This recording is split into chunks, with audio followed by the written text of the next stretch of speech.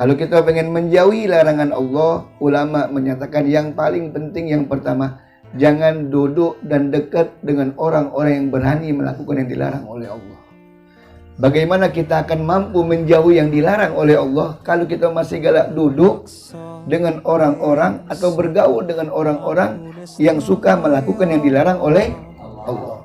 Pasti 99% seseorang itu berpengaruh dengan orang di sampingnya, berpengaruh dengan teman duduknya. Jadi sehebat apapun, sekuat apapun iman kita, hati-hati, jangan salah teman duduk kita. Aida Ustaz, aku nak narik dia.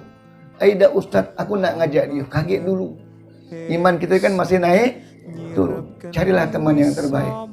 Karena dekat dengan orang yang baik itu rahmat Allah turun, maka pun kita akan dapat rahmat dari Allah Subhanahu wa ta'ala. Dan yang paling terpenting yang kedua kata ulama, kalau kita ingin sedikit demi sedikit menjauhi larangan Allah, maka bekali hati kita dengan syariatnya baginda besar Nabi Muhammad sallallahu alaihi wa alihi wasallam. Ngapa nak hati?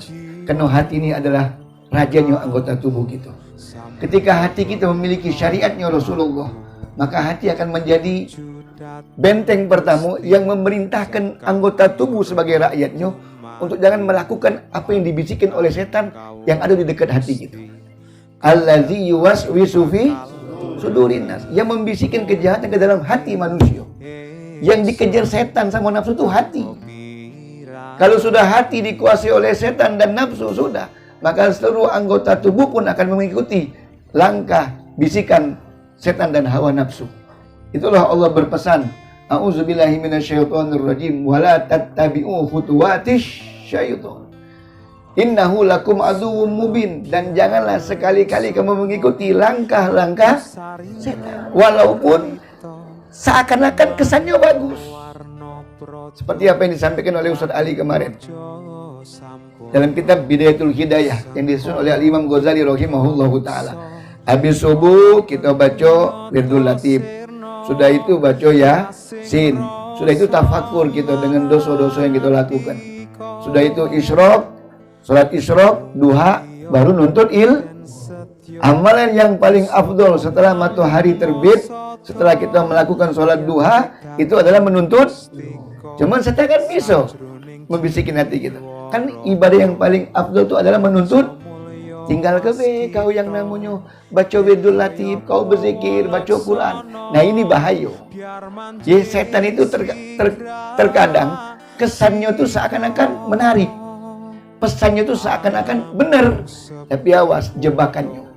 Nah itulah perlu kita hiasi hati kita dengan syariatnya, dengan ilmunya baginda besar Nabi Muhammad sallallahu alaihi wa alihi wasallam, dan tak kita bakal dapat syariatnya, ilmunya, warisannya Rasulullah kecuali kita duduk di majelis taklim. Dan yang paling terpenting, hiasi hati itu dengan ilmu-ilmu yang terpenting saat ini. Oh, kita saat ini setiap waktu sholat, ilmu sholat yang perlu kita benahi.